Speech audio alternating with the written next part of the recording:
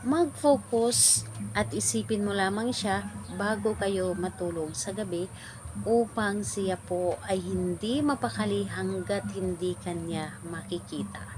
Hello mga guys, kumusta kayo? Panibagong araw, panibagong video na naman tayo, and sa araw na ito ay isa na naman video ang aking tuturo sa inyo na simpleng gabay o simpleng pamamaraan na makakatulong sa atin. At bago ang lahat, gusto ko lang mag-disclaimer sa mga taong hindi naniniwala at hindi gusto ang mga kagaya nitong video. Please skip this video and maghanap kayo ng videos na gustong gusto nyo, dahil ang video na ito ay para lamang ito sa mga taong naniniwala and gusto mag-try. Sa lahat po ng mga nagko-comment dito sa aking video dito sa loob ng aking channel, mag-ingat sa lahat ng mga nagre-reply sa inyo na dinadala kayo sa kanilang WhatsApp and Imo app upang makaiwas po tayo sa scam. Ngayon po ituturo ko sa inyo paano siya mababaliw o paano siya hindi mapakali kapag ito ay iyong ginawa sa kanya. Alam nyo ba na itong aking ituturo sa inyo ngayon ay sobrang napakadaling gawin at sobrang yung taong gagawa ninyo nito ay hanap-hanap kayo palagi, ay lagi kayong gustong makita, lagi kayong gustong makasama, o lagi kayong gustong makausap niya. Talaga namang kapag hindi kanya makita ng ilang oras lamang ay hindi na siya mapakali dahil gusto niya na lagi kang nasa paningin niya. Ito ay pwedeng gawin sa parehas ang kasarian, babae ito babae and lalaki ito lalaki, and syempre naman sa ating babae at lalaki na mag-partner.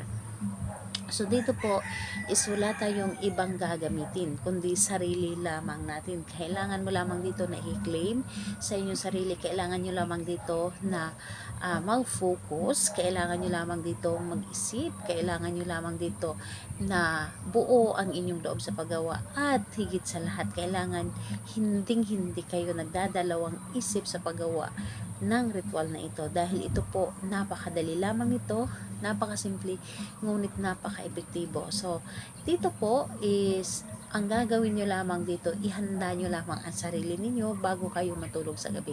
So ang gagawin nyo lamang dito bago kayo matulog sa gabi, kahit na kayo ay nakahiga na, mas maganda na madilim ang kwarto ninyo, yung tipong nagpatay na kayo ng ilaw. So yun po ang paggawa ninyo. Ang gagawin ninyo, una, buksan ang inyong cellphone.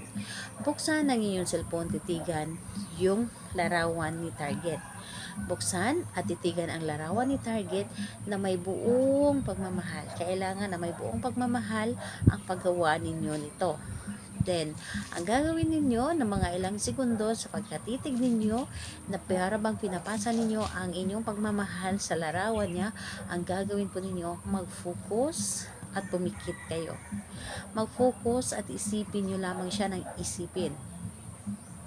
At pagkatapos nun, sabihin po ninyo sa inyong isip na hindi ka mapakali hanggat hindi mo ako makikita. So napakadali lamang. So mas maganda na banggitin nyo rin yung kanyang pangalan. Halimbawa na lamang yung pangalan niya at apelyido, at sabihin po ninyo, hindi ka mapakali hanggat hindi mo ako makikita. Gustuhin mo na lagi mo ako makikita sa bawat oras, sa bawat minuto. So yun po ang inyong gagawin. Napakadali at napakasimple lamang. Kahit mga ilang bisis lamang na pagkaulit sa isip lamang.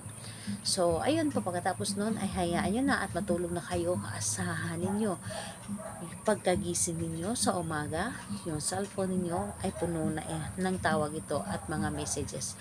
So ayun po, gawin ito sa kahit anong araw at oras basta gusto po ninyo, at gawin ito sa gabi na madilim ang loob ng inyong kwarto. Ayun po, salamat po sa inyo. Bye bye everyone, God bless us all.